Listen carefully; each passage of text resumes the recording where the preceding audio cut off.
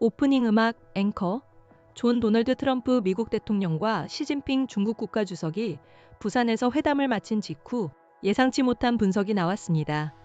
중동의 지정학적 긴장이 고조되는 가운데 중국 경제는 예상보다 견고한 성장세를 유지할 것이라는 전망인데요. 골드만삭스는 이란 사태가 중국의 연간 경제 성장률 목표 달성에 큰 영향을 미치지 않을 것이라고 내다봤습니다. 사운드 효과, 차분하고 전문적인 뉴스 배경음악, 앵커, 골드만삭스 아시아 태평양 수석 이코노미스트인 앤드루 틸튼 씨는 홍콩 사우스 차이나 모닝포스트와의 인터뷰에서 이같이 밝혔습니다. 틸튼 이코노미스트는 시진핑 주석이 그간 강조해온 자립 전략이 이번 사태에서 중국 경제의 시험대가 될 것이라고 진단했습니다.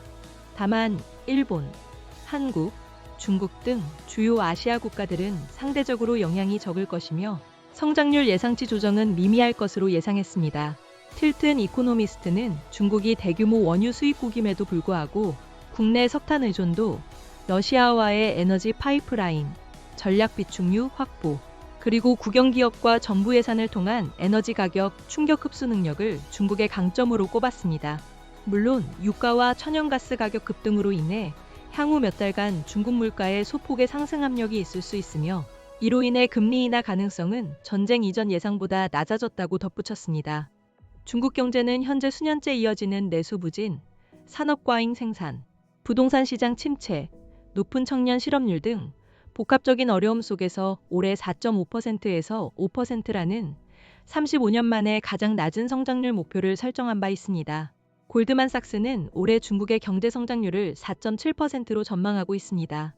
틸튼 이코노미스트는 강한 수출 실적이 성장의 주요 동력이 될 것이라며 부동산 부문은 바닥에 가까워지고 있지만 여전히 경제의 발목을 잡고 있다고 지적했습니다.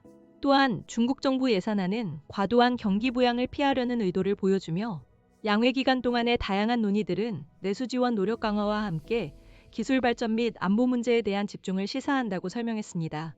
환율 전망 또한 긍정적입니다. 틸튼 이코노미스트는 현재 1달러당 6.88위안 수준인 위안화 환율이 연말에는 6.70위안 수준까지 절상될 것으로 전망했습니다.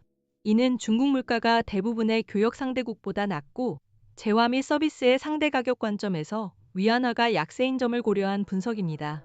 사운드 효과, 잠시 음악이 멈추거나 잔잔해짐, 앵커. 하지만 오는 5월로 예정된 트럼프 대통령의 중국 방문과 미중 정상회담에서는 뚜렷한 성과를 기대하기 어렵다는 분석도 나왔습니다.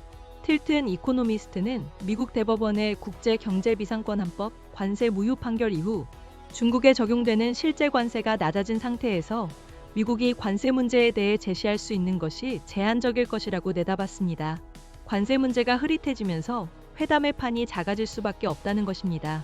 수출 통제, 상호 투자, 미국의 대만 지원 등 다른 쟁점들이 논의될 수 있겠지만 양국이 주고받을 것이 많지 않고 미국의 관심이 이란 전쟁에 쏠리면서 회담 준비가 부족해졌다는 문제도 제기된다고 틸튼 이코노미스트는 덧붙였습니다.